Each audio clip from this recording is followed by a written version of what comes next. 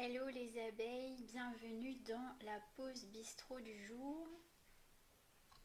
Alors, comme d'habitude, je vais attendre quelques instants que le petit message soit envoyé aux abonnés. Et puis, je vais surveiller le chat. Ok. Le chat est en place.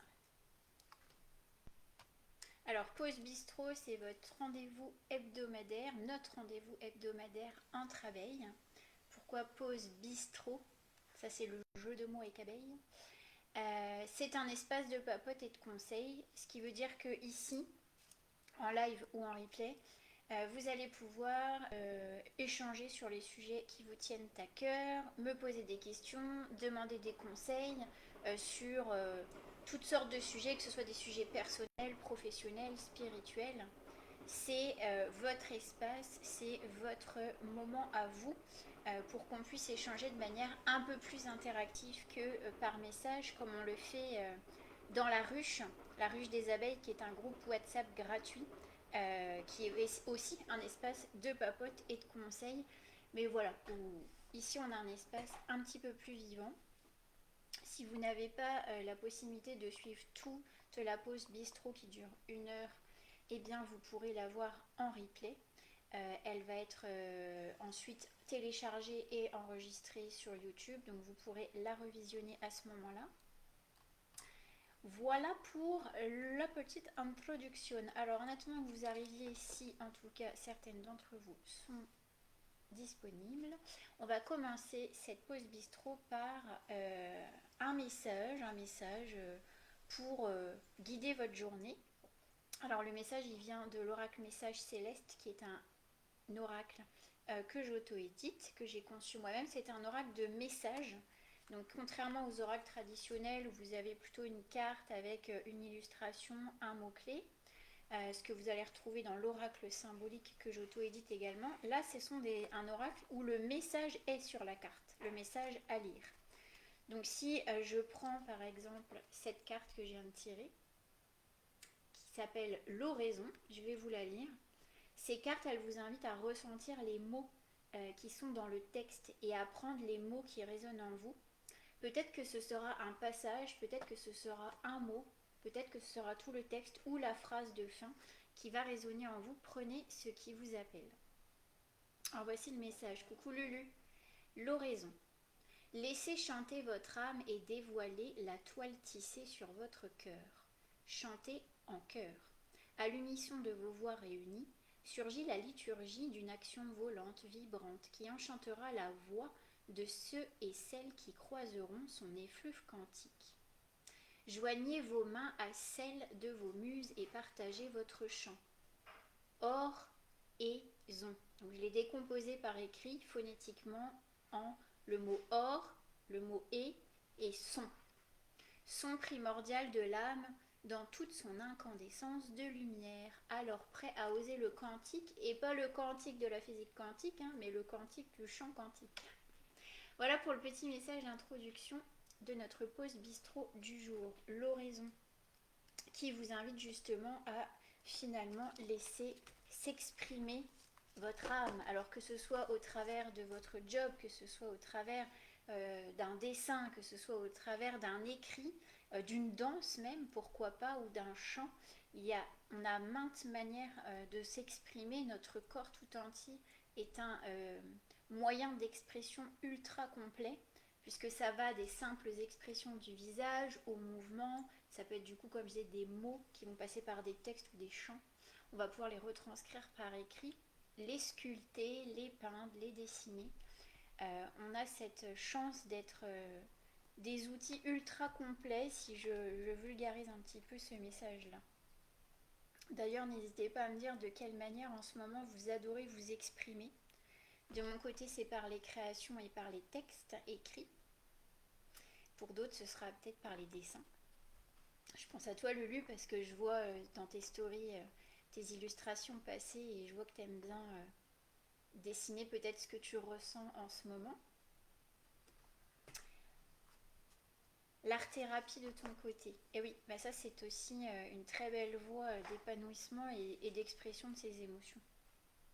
Il y a la danse-thérapie également. J'ai une amie qui pratique l'art-thérapie et la danse-thérapie. Et c'est juste magnifique. L'avantage de la danse-thérapie, en tout cas comme je la vois, c'est que justement, ça n'a pas besoin de passer par des mots pour exprimer nos mots.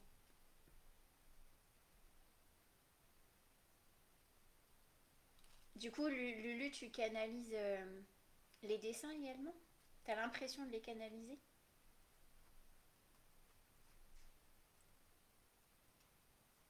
Parce que l'inspiration, qu'est-ce que c'est que l'inspiration? Les artistes qui ont des idées comme ça, qu'ils arrivent à mettre en œuvre dans la matière, que ce soit par écrit ou par, euh, une action sur de la matière, comme les sculpteurs par exemple, ou par la voix pour les chanteurs, bref, n'importe quel artiste, on dit toujours qu'il est inspiré, que les muses l'ont inspiré.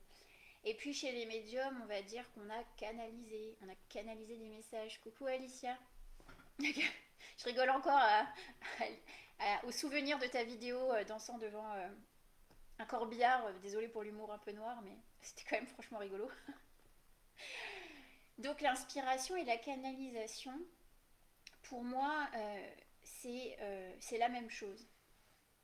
C'est-à-dire que finalement, on se laisse traverser par des idées et on va venir les exprimer.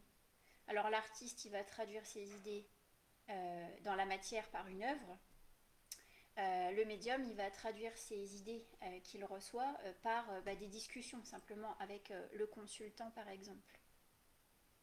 Mais la source de tout ça, à mon avis, évidemment ça n'engage que moi, est la même. La source d'inspiration.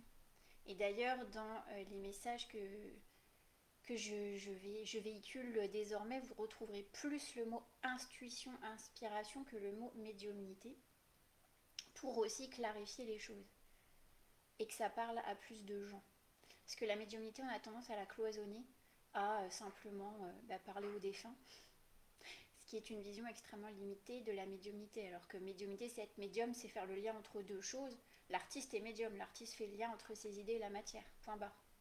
Il fait le lien. Médium, c'est faire le lien, vraiment. Coucou Bérangère, coucou Caro. Alors n'hésitez pas dans le chat tout au long de cette pause bistrot, si vous avez des questions, des demandes de conseils, des demandes de précision sur des sujets finalement qui nous concernent tous, que ce soit spiritualité, énergétique, pratique holistique, vie de tous les jours, hein, parce qu'on peut parler de la pluie et du beau temps aussi.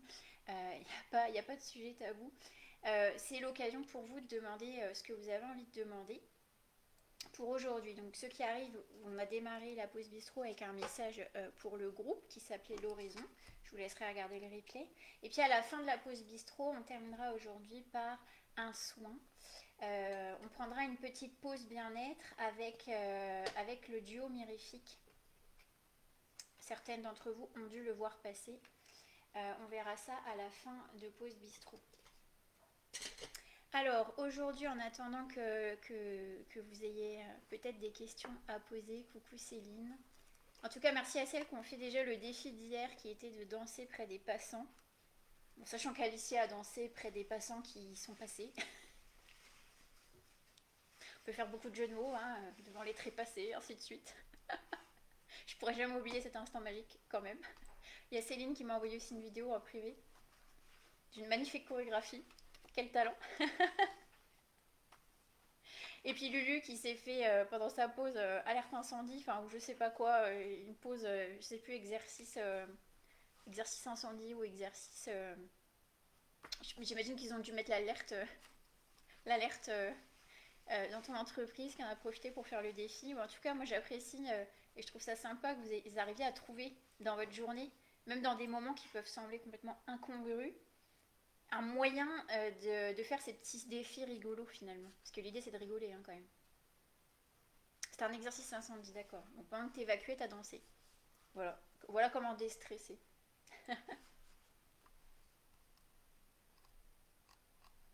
Alors, ah bah oui, Bérangère, si tu veux faire le défi, même si c'était le défi posté hier, tu peux continuer à les faire, hein. Il suffit d'aller sur ma page, soit ma page Facebook, soit ma page. Alors, ici, on est sur le profil Facebook, mais il y a une page professionnelle sur laquelle sont les défis.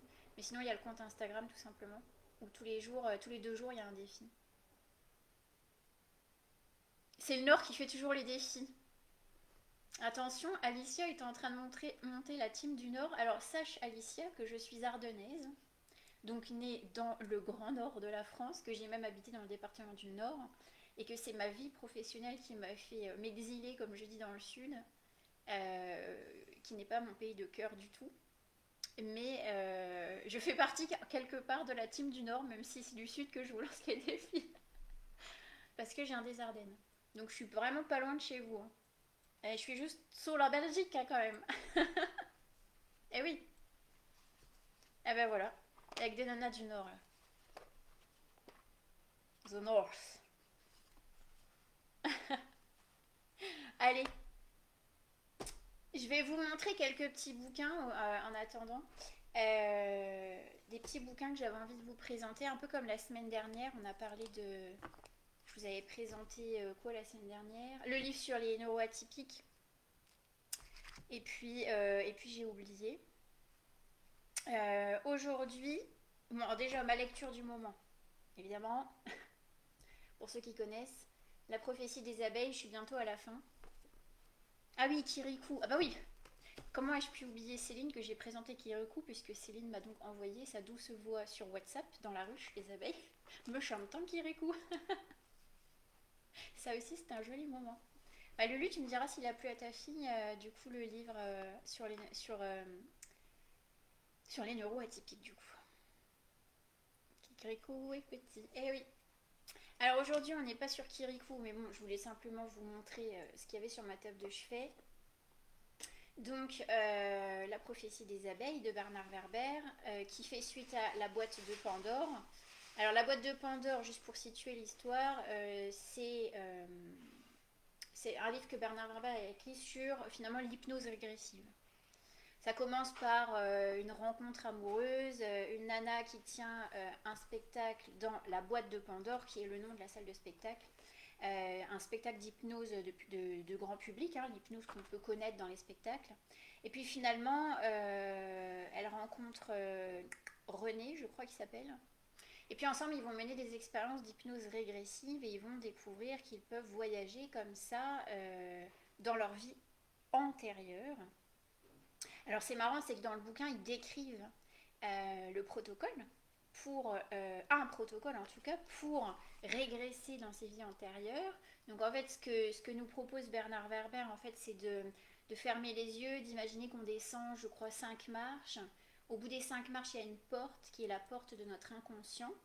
Et là, il demande à ce qu'on ouvre la porte. Si ça bloque, il ne faut pas forcer, parce que si ça ne s'ouvre pas, c'est qu'on n'est pas prêt ou pas disposé à faire ce voyage intérieur.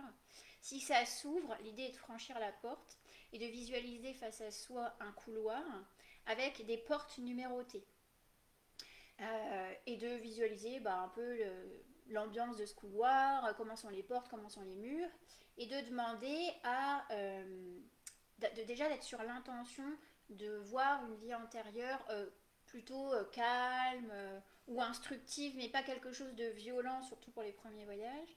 Et puis il dit ensuite, regardez quelle porte s'illumine et regardez le numéro, parce qu'apparemment dans sa méthode, les numéros nous indiquent quelque part l'éloignement par rapport à aujourd'hui. Et puis après, il vous fait pousser la porte et il y a toujours une succession de questions qui est la même. Euh, Regardez vos mains, regardez de quelle couleur est votre peau, êtes-vous un homme, êtes-vous une femme, êtes-vous seul, regardez le décor et petit à petit, c'est de regarder et de découvrir comme ça l'ambiance dans laquelle on arrive. Ce protocole qu'il a publié, dont il se sert pour ses romans, est complètement un protocole qu'on peut faire en hypnose régressive. Sous méditation guidée, on pourra le faire d'ailleurs si vous le voulez lors d'un autre live, on pourra faire ce petit voyage ensemble.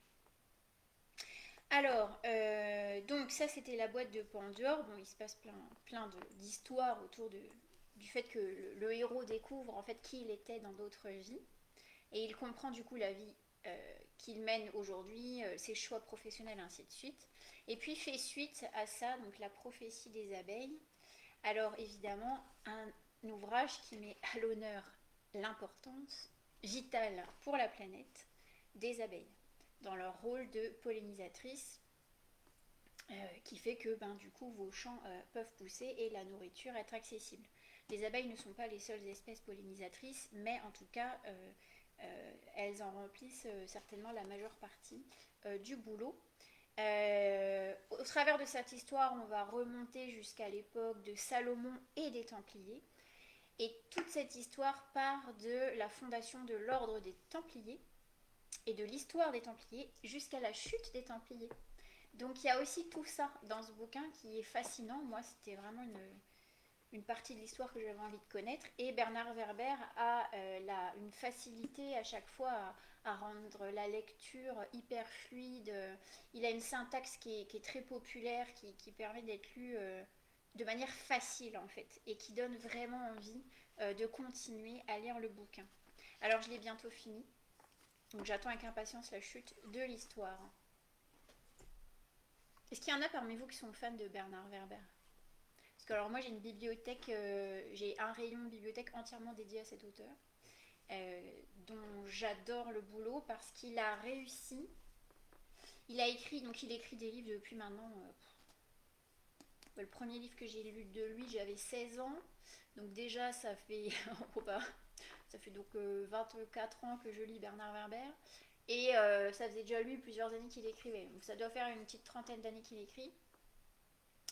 Il a réussi, donc il publie souvent des sagas. Il y a quelques ouvrages qui se lisent tout seuls, mais souvent c'est des livres qui vont par trois, souvent. Il a réussi à lier toute son œuvre. C'est-à-dire tous les bouquins qu'il a publiés, il a réussi à mettre en fond un fil conducteur qu'on va retrouver dans tous les livres. Et c'est ça que je trouve incroyable. Il y a, pour ceux qui ont des ados qui lisent des mangas, les studios Clamp. Donc Clamp, c'est Sakura, la chasseuse de cartes. Moi, je regardais ça quand j'étais jeune. C'est Tsubasa Reservoir Chronicle, c'est Trèfle, c'est tout ça. Pareil, le studio Clamp a réussi à lier tous les mangas avec des personnages qui reviennent d'un manga à l'autre. Et ça, je trouve ça hyper sympa quand les auteurs font ça parce que c'est comme ça, chez moi, on retrouvait un peu la famille quand on rachetait un bouquin en fait. Donc ça, c'est quelque chose que j'apprécie. Ouais, alors je vais peut-être me faire embaucher par Bernard, que j'ai rencontré en personne une fois, et là je suis vraiment super contente. Il était venu à Avignon faire une masterclass écriture une après-midi, et j'avais adoré faire ça. C'était trop trop bien. C'est d'ailleurs une des personnes qui m'inspire le plus à faire la masterclass écriture qui dure 2 mois cet été, qui s'appelle la Big Summer. Ces bouquins-là, d'ailleurs, vous pouvez les trouver à la FNAC, hein, tout simplement. Pour vous donner un ordre de prix, là, celui-là, il est à 9,40 €. Moi, je les achète toujours en poche. Parce que j'ai essayé d'acheter les grands, là. Mais en fait, t'as jamais la même taille et tout, ce qui est trop relou dans ta bibliothèque pour les ranger. Et comme j'ai beaucoup de livres, je pense un peu à la place maintenant. On change de registre. Ça, c'est, pour ceux qui la connaissent, c'est un bouquin de Lulumineuse. Donc Lulumineuse, c'est... comment la définir? Une grande médium et une enseignante, je pense, spirituelle. On peut la classer dans les enseignants spirituels modernes. Le rôle de Lulumineuse, c'est de transmettre le plus possible de clés d'enseignement complètement dépecé de l'aspect religion, de l'aspect conditionnement, de l'aspect croyance, en tout cas dans la mesure du possible. Et Lulu, je vois que Bérangère est fan. Elle a un site web que je vous invite à aller voir. Hein. Vous tapez lulumineuse.com, vous arriverez dessus. Elle met en open source tout ce qu'elle fait. C'est-à-dire tous les livres qu'elle a édités euh, sont en fait disponibles gratuitement sur son site web. Et après, les maisons d'édition lui proposent de les éditer. Donc si on a envie d'avoir le bouquin, on l'achète. Mais en tout cas, elle a à cœur de tout rendre gratuit. Donc tout est gratuit sur son site. Moi, donc, j'ai eu la chance de récupérer cette BD via une éditrice que vous allez à un moment donné entendre parler de cette éditrice. Donc j'ai eu l'occasion de le récupérer grâce à elle. Encore un merci si tu vois ce live. De quoi parle-t-elle? Pourquoi je vous présente celle-ci? Parce que Lulu, elle a écrit plusieurs bouquins. C'est un peu le début de tout. C'est-à-dire, Allô moi-même, c'est une BD qui va nous expliquer justement c'est quoi la différence entre les pensées et les idées. Et en fait, quand on comprend fondamentalement la différence entre les pensées et les idées, on comprend enfin ce que ça veut dire être inspiré, canalisé, ou alors à l'inverse être pris dans le périmètre fermé du mental. Donc très brièvement, la différence entre une pensée et une idée, même si j'en avais déjà parlé, et ça vient pas de moi, ça vient d'elle parce qu'elle l'explique d'une manière qui est tellement simple que voilà. Les pensées sont auto-générées, donc vous les générez tout seul, c'est votre petit mental, votre cerveau qui génère des pensées, et les pensées ne peuvent tourner que dans un cadre restreint. Euh, c'est malheureusement de là que viennent les peurs aussi, parce que ce sont nos pensées qui sont sur un mode de peur, par exemple, ou de croyance. Je ne suis pas assez bien, je ne vais jamais y arriver, mon Dieu, je ne me remettrai jamais de cette séparation. Ça, ce sont des pensées.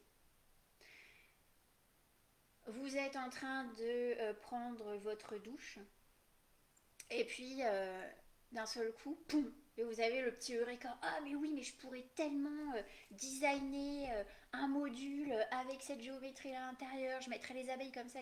Voilà, vous recevez le plan dans votre tête, c'est un peu comme ça que c'est arrivé pour moi. Et bim, le duo mirifique est descendu. Ça, c'est une idée. Donc l'idée vient de l'inspiration, les pensées viennent du mental. Alors les pensées, 95% d'entre elles, malheureusement, sont répétitives et inutiles et nous font souffrir la plupart du temps. Alors que les idées, c'est vraiment ce que vous pourriez être la pensée qui va vous donner de l'élan, qui va vous inspirer à faire quelque chose de nouveau, qui va mettre de la joie, qui va résoudre un problème très bête aussi. Vous cherchez vos clés, vous ne les trouvez pas. Vous prenez un instant de calme et boum, peut-être vous visualisez l'endroit où vous les avez vues la dernière fois. Vous recevez l'idée de là où elles sont. Ou alors l'idée de là où aller les chercher. Donc cette BD, je vous montre un petit peu comment elle est illustrée. Alors, c'est illustré c'est très simple hein, en termes de dessin. Je ne sais pas si on les voit. Je vais donner quelques exemples pour les designs. Ça se lit hyper bien et puis c'est aussi accessible à un plus jeune public. Hein. Pour les ados, c'est aussi complètement très bien expliqué. Voilà, donc je vous le recommande. Il est disponible aussi à la FNAC et il est à 17,50 €.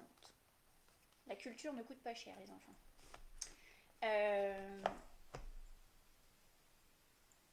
Ouais, bah oui, le problème c'est que Ludivine, ton, ton pseudo, enfin comment on appelle ça? Ton raccourci, j'ai pas le nom, désolé. Diminutif.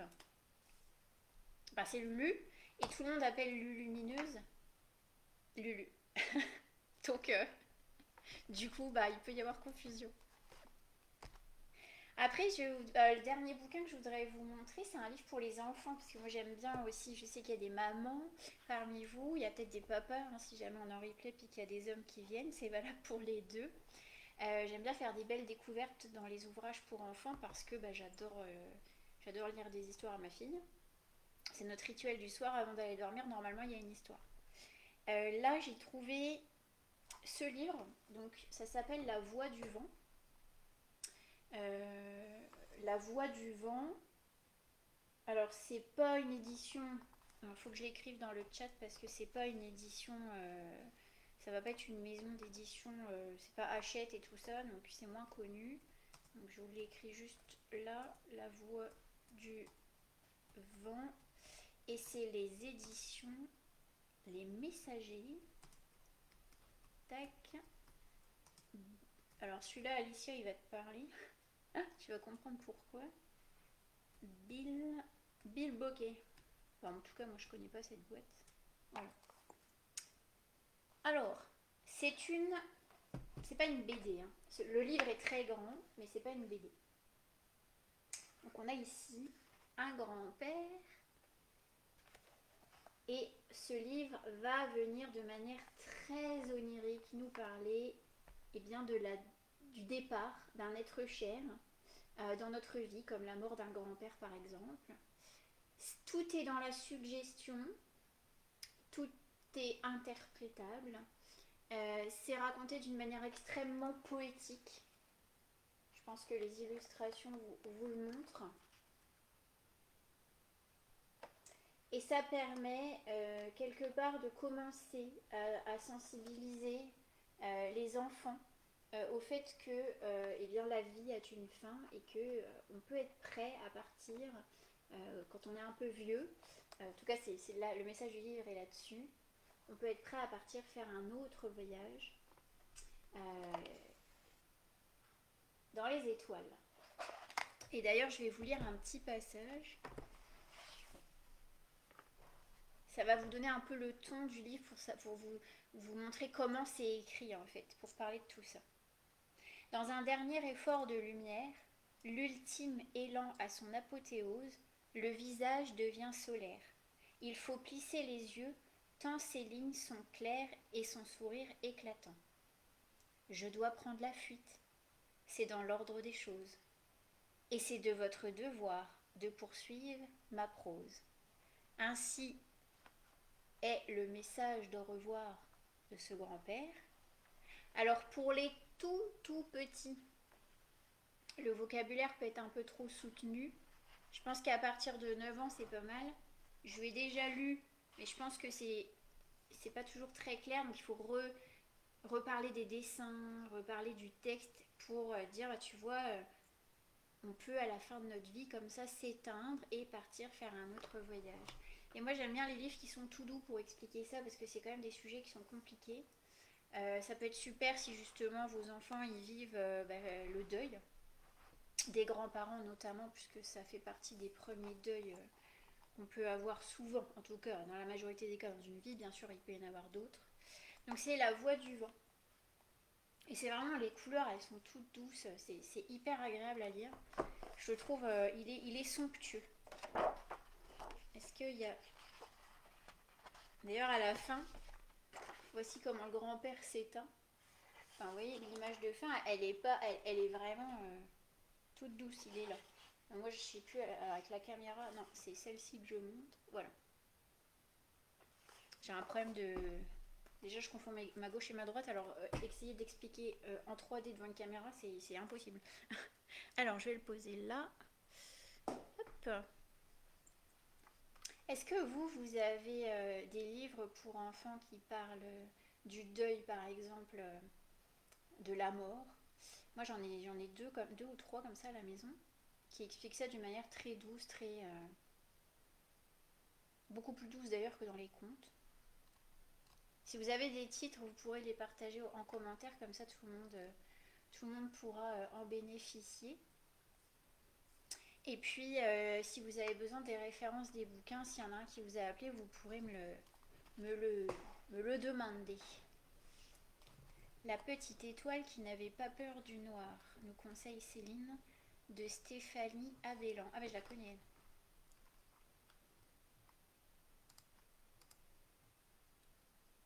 Bah, c'est des sujets qui sont pas faciles à aborder, alors je trouve ça sympa d'avoir un peu d'aide des livres.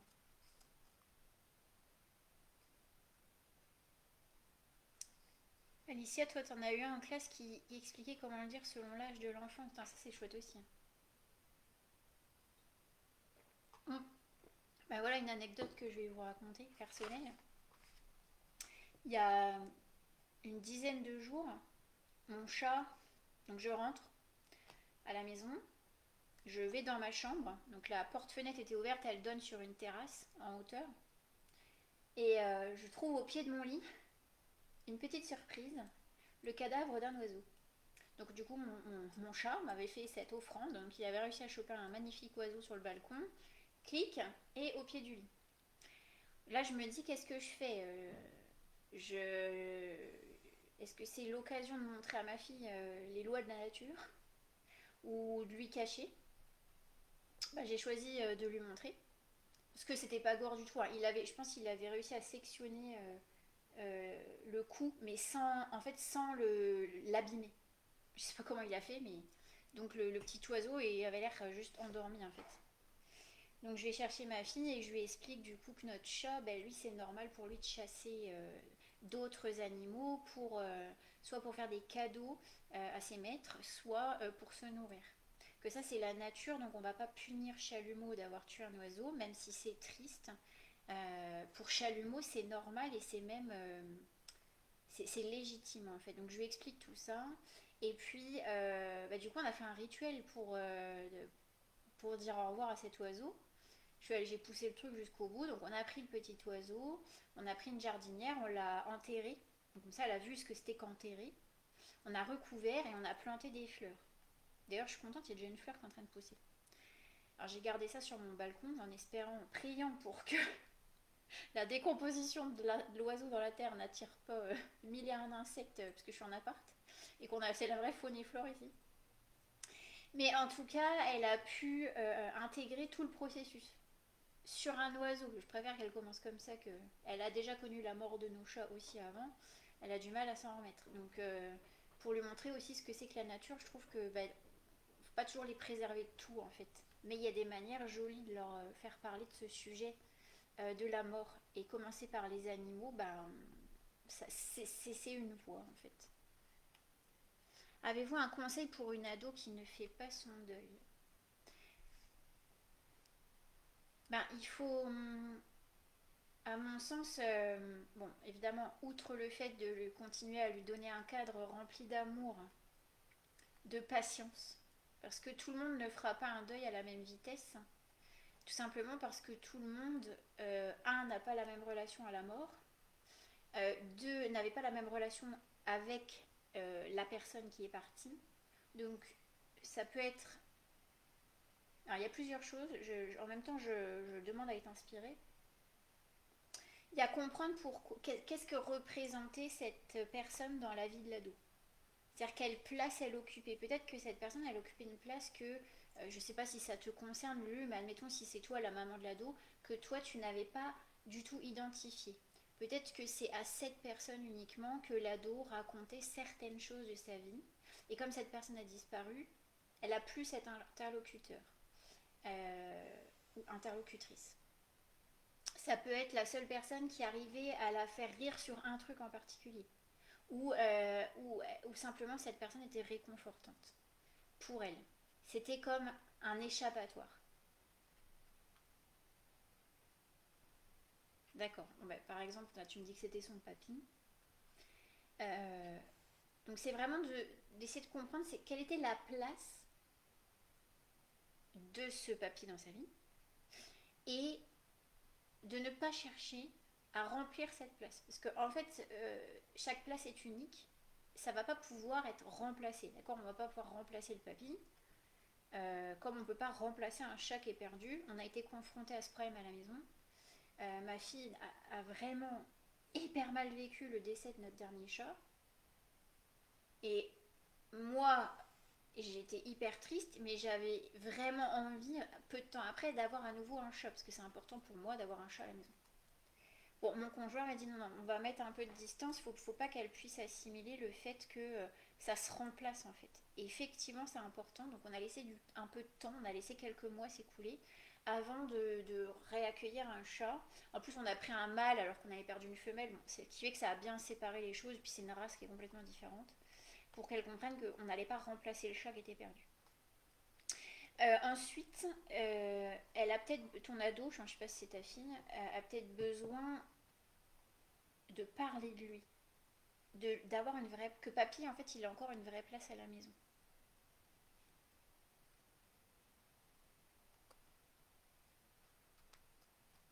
Est-ce qu'elle a des. Tu vois, est-ce qu'elle a des photos ou est-ce qu'elle a encore des objets à qui elle peut s'adresser Si tu veux, imagine elle est dans sa chambre avec un souvenir de son papy et qu'elle ait peut-être des instants pour lui parler en fait.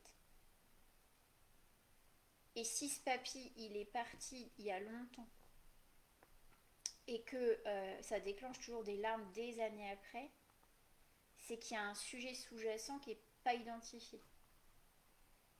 C'est que C'est vraiment...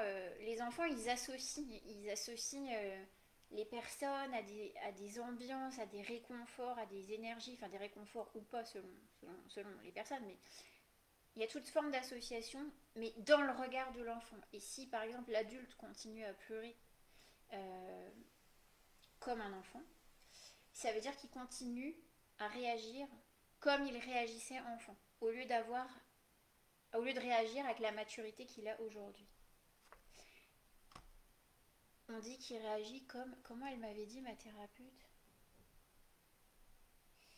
euh, c'est quand on réagit en se comportant par réminiscence, je crois qu'on appelle ça. C'est-à-dire tu réagis aujourd'hui comme si tu étais encore dans la peau de l'enfant que tu étais en fait.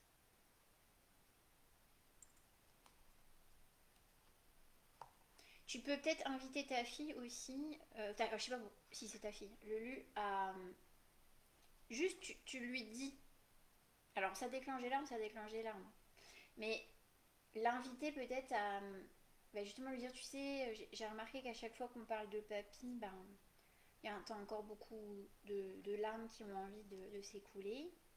Je peux comprendre que t'aies pas envie qu'on en parle, mais peut-être que ça te ferait du bien si toi, tu parlais à ton papy sur une photo, ou peut-être que ou peut-être que t'écrives, pardon, dans un carnet. On peut même aller acheter un carnet toutes les deux si tu veux. Tout ce dont tu te souviens de lui, comme ça tu l'oublieras jamais. Sois-en sûr. Et puis peut-être écrire aussi tout ce qui te manque. L'idée, c'est pas d'imposer à ta fille qu'elle te le dise à toi.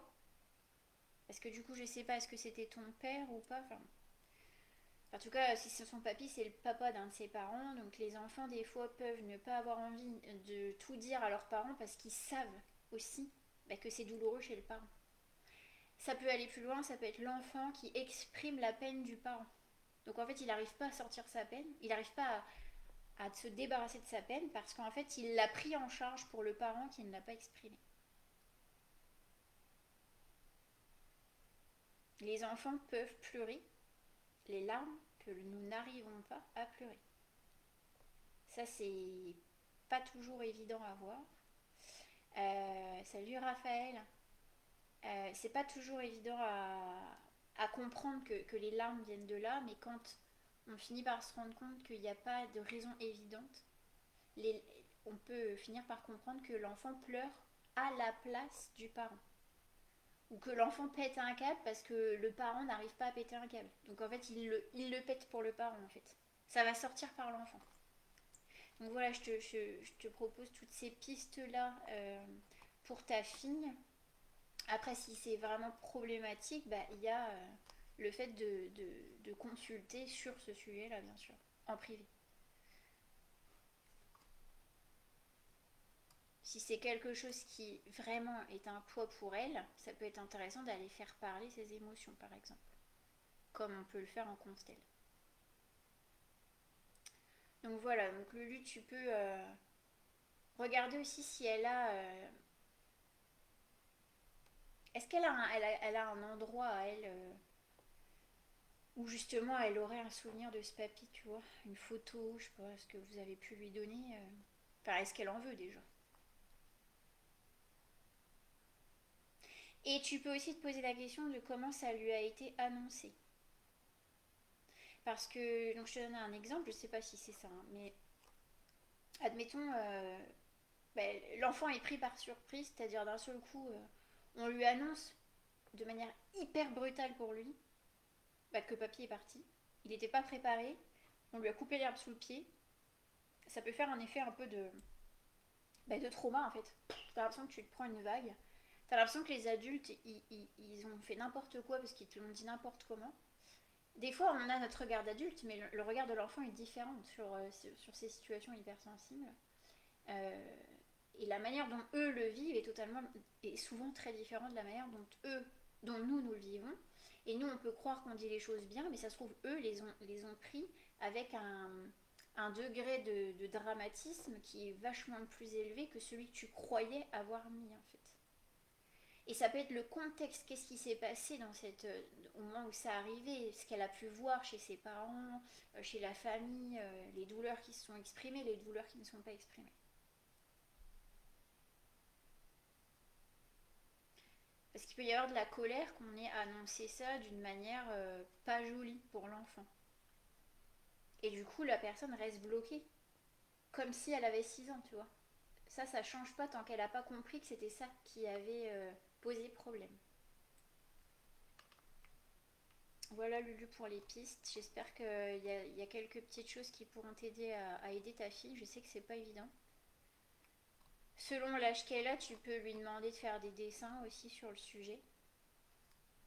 Comment tu dessinerais papy, comment tu dessinerais ou comment tu dessinerais ta peine, puisque tu aimes bien passer par l'art thérapie. Ça peut être une option.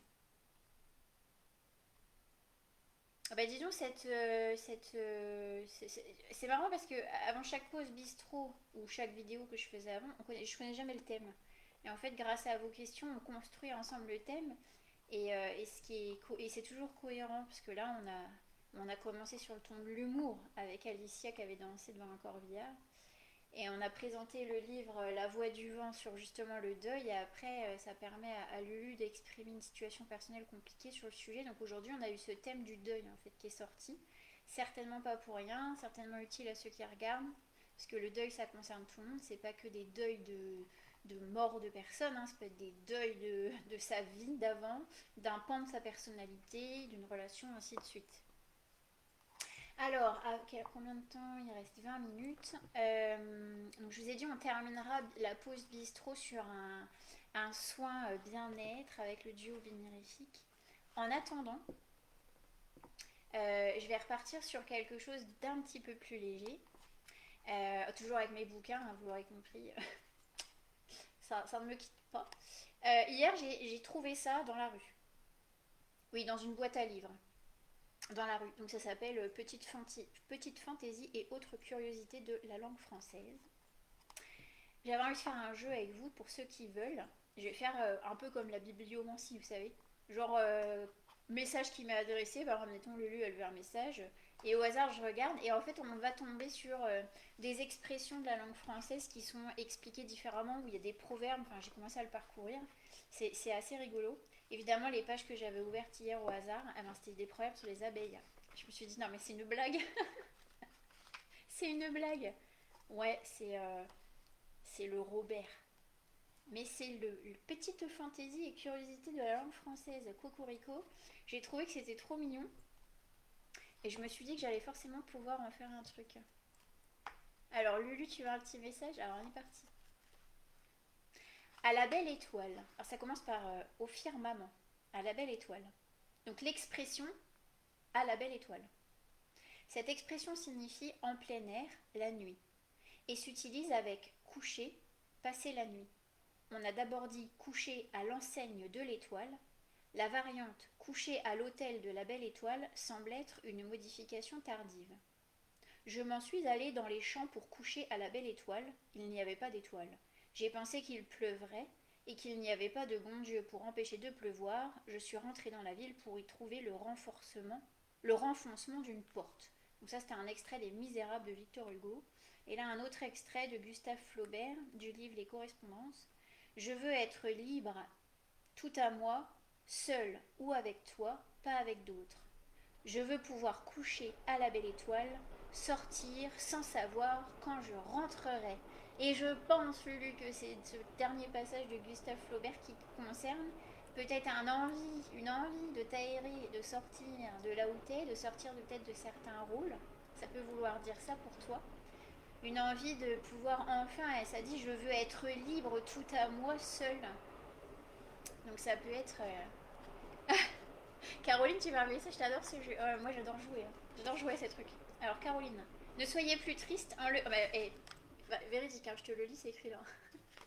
Ne soyez plus triste, enlevez votre bonnet de nuit et jetez-le très loin. Pardon, je me reprends, mais... Alors Caroline, ce gros message, en plus écrit en plein milieu de la page, là. Et je te lis quand même le petit message qui suit parce que l'expression qui est après, ça c'est ne pas être dans son assiette. Bon, tu sais très bien de quoi ça te parle par rapport à ce que tu vis. De nos jours, ne pas être dans son assiette est interprété comme une métaphore où l'équilibre alimentaire symbolise la santé et le bien-être. Ne pas être dans son assiette, c'est ne pas se sentir bien, manquer d'entrain. Ils sont, alors, petit passage de Jacques Prévert, ils sont à table, ils ne mangent pas, ils ne sont pas dans leur assiette. Et leur assiette se tient toute droite, verticalement, derrière leur tête. C'est issu de la scène de Prévert. Mais l'assiette dont il est question ici désigne en fait la manière d'être placé, la disposition tant au physique, l'assiette d'un cavalier, c'est-à-dire la position du cavalier sur sa monture, bon je ne connaissais pas cette expression, ainsi qu'au moral. Dans la langue classique, il n'y avait aucune ambiguïté quant au sens, et assiette pouvait être qualifié par un adjectif, c'est bientôt fini. Il est pâle comme à mort, il a la physionomie toute renversée, allez vous coucher. En effet, messieurs, je crois que je ne ferai pas mal de me retirer. Je sens que je ne suis pas ici dans mon assiette ordinaire, donc que je ne suis pas à ma place. Ça c'est dit. J'adore. Je viens de faire une constelle. Le principe d'une constellation, c'est de reprendre sa place, quel que soit le thème. C'est la définition même de la constellation. Tout est en bazar, quel que soit le domaine. Où est ma place dans tout ce bazar? Où est ma juste place? Et comment on fait pour remettre toutes les composantes du bazar en ordre? Alors, Bérangère, à toi. Bérangère, ça commence par histoire savoureuse. Je vous montre, hein, j'invente pas. On va parler. Alors, je sais pas. Alors, j'en ai 3 sous les yeux. Peux-tu me dire le mot qui t'appelle le plus Bérangère? Est-ce que c'est le mot béchamel, Chateaubriand ou la Madeleine? J'attends que tu me répondes et je te lirai le passage associé. En tout cas, ça nous parle d'histoire savoureuse, c'est quand même remettre du goût dans sa vie, retrouver de la saveur, retrouver du plaisir. Alors ici, c'est plaisir gustatif, hein, béchamel, Chateaubriand ou Madeleine. J'attends que tu... Chateaubriand, ok. Alors, ça nous dit quoi? Chateaubriand, qui peut s'écrire donc avec un D ou avec un T à la fin, désigne depuis le 19e siècle une tranche épaisse de filet de bœuf grillé. L'origine du mot est incertaine, difficile de trancher. Les uns, défenseurs de la première graphie, donc avec un D, y voient le nom de l'écrivain François-René de Chateaubriand et pensent que l'invention de ce plat serait due à son cuisinier Montmireille. Les autres défenseurs de la graphie, donc qui finit avec un T, pensent que cela a à voir avec le nom de la ville de Chateaubriand en Loire-Atlantique, située dans un important centre d'élevage de bœuf. Bon, alors qu'est-ce que ça moi j'ai cru qu'on allait parler de vin, je sais pas pourquoi, je savais pas du tout ce que ça voulait dire. Mais on n'est pas du tout sur le vin, on est sur la viande, donc on est sur l'ancrage.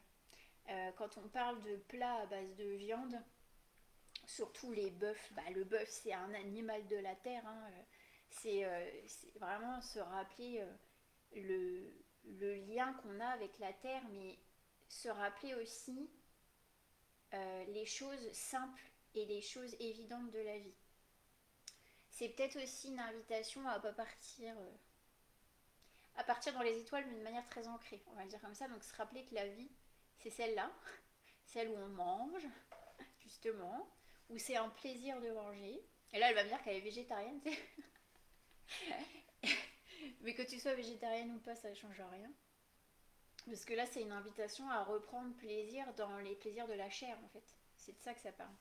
Donc c'est de ramener de la joie de vivre sur ce qu'il y a de plus simple dans le quotidien. Alors ça peut être manger, ça peut être boire, ça peut être boire un café avec un ami, voilà. Exactement, Bérangère.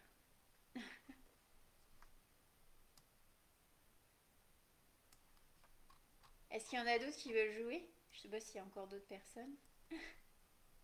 C'est rigolo ce truc, hein? Moi j'aurais pris béchamel. on va se faire un petit instant béchamel. Moi j'adore faire la béchamel. Enfin, j'adore faire la béchamel. Je vais me faire un petit peu aider par les aides culinaires pour faire la béchamel. Alicia, tu veux une... Alors, je lirai ça plus tard. Alors, Alicia. Ah ben... Alors, je retombe sur la même page que Caroline, mais pas sur le même passage. On va aller sur l'expression triste comme un bonnet de nuit. Alors, c'est des expressions qu'on a en France. Je sais pas si tu les as, du coup, Alicia. Alicia, elle est belge. Donc, triste comme un bonnet de nuit. Cette expression, attestée en 1771, a dû se dire quand la coutume de porter un bonnet pour dormir ne sévissait plus que chez les personnes âgées. Les porteurs de bonnets de nuit, comme ceux de bonnets de coton un siècle plus tard, ne pouvaient plus être que des vieillards ennuyeux. Alors, la phrase d'après, c'est jeter son bonnet par-dessus les moulins. Donc je vais m'arrêter là. Qu'est-ce que ça vient te dire? On a commencé par triste comme un bonnet de nuit et jeter son bonnet par-dessus les moulins, qui sont deux expressions. Je connaissais pas la deuxième d'ailleurs au passage. Là, on est en train de te dire que il y a peut-être justement tout le côté je me raconte des histoires tristes ou peut-être que tu as une tendance à auto-générer de la tristesse et évidemment rien à voir avec ton boulot, mais et là, c'est une invitation à dire, mais en fait, tu as juste à prendre là, toutes les idées noires qui te passent par la tête et à décider, stop, je les jette par-dessus le moulin. En plus, le moulin, ça tourne, avec le vent, ça va les emmener très loin. Et l'idée, c'est de dire, mais ça relève d'une prise de décision. À quel moment on en a marre d'avoir des idées noires dans la tête? On peut avoir des idées noires dans la tête, ad vitam aeternam, parce que tant qu'on ne dira pas stop à notre tête, à nos pensées, on parlait des pensées au début de pause bistrot, en fait, les pensées, elles sont là pour tourner en boucle comme un petit hamster dans sa roue. Oui, je le ferai Caro après. Donc c'est vraiment cette idée de, comme la deuxième expression, c'est jeter son bonnet par-dessus les moulins. On a le verbe jeter. Le verbe jeter, c'est une action. C'est pour ça que je te dis que c'est une invitation à prendre la décision, à juste dire mais fuck. J'espère que ça va pas couper le live. Mais j'en ai ras le bol en fait de faire ça. Quand tu es dans cette mouvance de dire, je sais pas, ou de douter, tu vois, ça peut être je te dis des idées noires, ça peut être des doutes que tu ressasses en permanence. Ça peut être un événement que tu ressasses en permanence, tu vois. Et à un moment, c'est à toi de taper du pied et de dire, mais c'est bon, j'en ai ras le bol là. Et à chaque fois qu'il y en a une qui se pointe, et ben tu te contrains à penser à autre chose. Et alors évidemment, pas d'aller penser à un autre truc triste, mais tu te contrains à utiliser tes mains pour fabriquer un truc, tu vois, comme t'aimes bien, comme tes manuels, où tu vas t'aérer, mais tu fais autre chose. Et quand je te dis tu te contrains, c'est parce que des fois ça demande plus d'efforts. Ça demande un effort énorme de vouloir faire autre chose quand on est embarqué dans ses pensées. Parce que c'est comme si on était au fond du trou là, puis il fallait qu'on remonte à main nue d'un puits bien noir. Mais n'empêche que c'est salvateur. Hier, j'ai regardé sur TikTok une vidéo d'un gars, je sais plus comment il s'appelle, c'était vachement bien. C'était une vidéo sur la dépression. Le mec disait qu'en fait, sortir de la dépression, il n'y a pas 500 possibilités pour en sortir. Il y a le fait d'accepter qu'effectivement, il y a des phases où de toute façon, tu peux pas te lever, tu peux rien faire. Ça, les gens qui n'ont pas connu la dépression ne comprennent pas ça. C'est-à-dire que tu puisses pas te lever, tu puisses pas te laver, que tu puisses pas penser à manger. Les gens qui n'ont jamais connu la dépression, pour eux, c'est compliqué de comprendre ça. Les gens qui ont connu la dépression savent très bien de quoi je parle. T'as des phases où t'es vraiment dans le down total. Mais il dit en fait qu'il y a un moment donné, t'as toujours une petite fenêtre comme ça qui s'ouvre à un moment donné de motivation. Ça peut durer 5 minutes, ça peut durer 2 heures. Et qu'en fait, c'est là où t'as ta liberté de dire en fait, stop, on arrête de souffrir. Alors comment on fait? C'est dans cette petite fenêtre de la journée où tu n'arrives à rien faire, si tu n'as que 5 minutes de motivation, c'est de ne pas te laisser continuer à... C'est pas de te dire, ouais mais non mais j'en ai vraiment pas envie. c'est dire ouais, je sens quand même que j'ai un tout petit peu d'énergie. Alors là, je me lève, je m'habille, par exemple. Parce que des fois, ça part juste de ça, hein. Essaye de le faire. Ça sera peut-être ta seule action de la journée. C'est ok. Moi, une des dépressions que j'ai faites dans ma vie, j'avais vu une thérapeute comportementale qui m'avait dit votre objectif, c'est vous lever, vous habiller, manger. Elle dit à la fin de la journée, quand vous avez fait ça, vous écrivez sur votre carnet, vous cochez. Je me suis levée, je me suis bien, enfin, je me suis alimentée, je me suis habillée. Parce qu'il dit vous allez voir vos victoires en fait. Et ça c'est une clé qui est hyper importante dans les dépressions, c'est l'action sur les petits moments qu'on a. Je ferme la parenthèse, mais bon, s'il y en a qui voient cette vidéo et qui connaissent la dépression, ça peut peut-être vous donner une clé. Ensuite, Caroline, tu voulais un message pour ta soeur.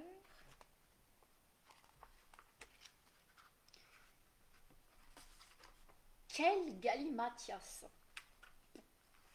Quel galimatias. Donc c'est un nom qui doit être masculin, galimatias, puisque, ou quel galimatia, puisque quel est au masculin. Ça veut dire quoi? En Angleterre, on écoute avec patience. On ne se choque pas quand le parleur n'a aucune facilité. Qu'il bredouille, qu'il annonne, qu'il cherche ses mots, on trouve qu'il a fait a fine speech s'il a dit quelques phrases de bon sens. Et ça, c'est extrait de, accrochez-vous bien quand même, du mec qui s'appelle Chateaubriand, qui était donc présent 50 pages avant pour Bérangère, d'un livre qui s'appelle Mémoire d'outre-tombe. Il y en a d'autres, des citations de livres qui illustrent ce propos quel galimatia. Il y a un passage de Rousseau. J'hésite à chaque mot, je me trouble, je balbutie, ma tête se perd. Extrait des Confessions de Rousseau. Et pour finir, tout charme en un enfant dont la langue s'enfare, à peine du filet encore débarrassé, c'est d'un air innocent bégayer sa pensée. J'avais pas vu que c'était de la poésie. Extrait des épîtres de Boileau. Donc ça nous parle de bredouiller, balbutier, bégayer, qui sont relatifs à une difficulté à parler. En fait, tout ça, c'est en train de dire que on peut avoir des difficultés à s'exprimer, que ce soit s'exprimer ici verbalement, mais ça peut être l'expression corporelle, ça peut être l'expression de ses idées, on s'en fout. On peut avoir le sentiment, même juste l'impression d'avoir des difficultés, de ramer plus que les autres, de se dire bah moi ça fait un peu cet effet de j'avance pas, d'être 50 wagons derrière pendant que les autres ils sont 40 wagons devant. C'était bizarre mon chiffre, mais c'est pas grave. C'est pas grave en fait, c'est-à-dire que on peut quand même parler, même si on bégaye. On peut quand même partager ses idées si on balbutie, et on a le droit d'hésiter. En fait, là, le message, il lui dit à Christelle, bah, t'as le droit d'hésiter, t'as le droit de perdre du temps et pour justement prendre le temps de faire les choses. Donc, bon, ben, tu verras si ça parle à Christelle ou elle me le dira elle-même. Mais ça, c'était son petit message pour elle. On va terminer par le soin. Ah oui, parce que là, je vais déborder un petit peu. Allez, de toute façon, ça va être rapide. J'invite tous ceux qui regardent ce live en live ou en replay à simplement prendre une pause détendue, les jambes décroisées, les bras décroisés. Vous pouvez fermer les yeux quelques instants. Et puis, simplement, après avoir fermé les yeux, je vous invite à prendre une grande inspiration par le nez, à bloquer quelques secondes et à expirer lentement par la bouche.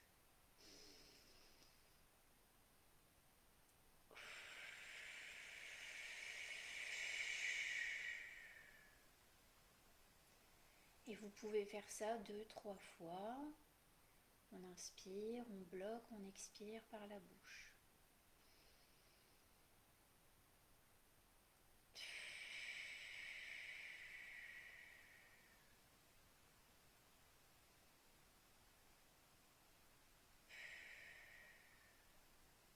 Je vous invite maintenant à ouvrir les yeux et à regarder ce module ce module de nettoyage de bimérifique. Simplement plongez votre regard au sein de cette structure, cette forme, une alliance entre la géométrie sacrée et les abeilles, et ressentez dans votre corps, pour les plus sensibles peut-être même dans vos corps subtils, là où quelque chose se manifeste, une tension, un relâchement, peu importe. Localisez dans votre corps là où cette forme a envie d'agir, là où ce sera le plus juste et bénéfique pour vous.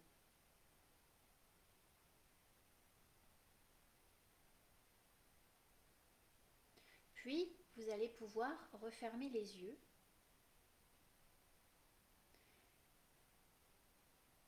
et ressentir l'effet de ce module mirifique en vous. Vous pouvez être attentif aux images qui se présentent,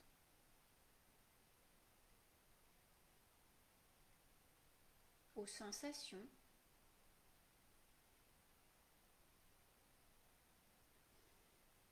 aux émotions.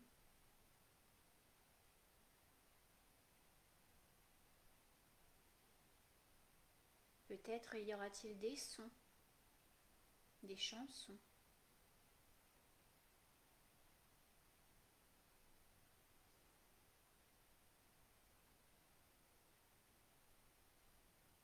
Peut-être même que des souvenirs vont se présenter. Tout simplement parce qu'ils ont besoin de remonter aujourd'hui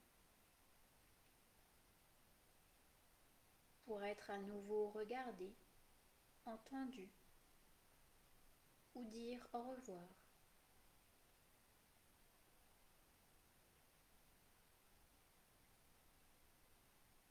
Je vous invite à imaginer que cette forme balaye tout votre corps pour le clarifier, pour évacuer ce qui est trouble, pour dénouer les tensions.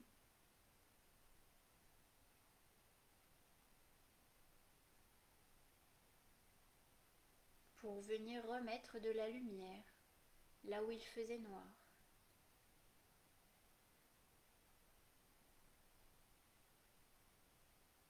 Et pour terminer, je vous invite à simplement vous imaginer occupant une jolie sphère lumineuse dont vous occupez le centre. Une sphère qui a la bonne taille pour vous, qui a la couleur qui vous convient et le degré de luminosité qui vous est agréable.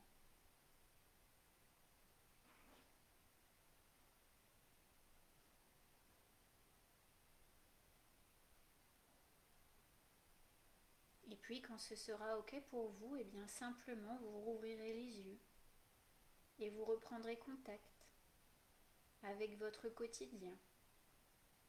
Peut-être sera-t-il un peu plus léger aujourd'hui, un peu plus lumineux, simplement parce que vous vous serez accordé cette pause bistrot.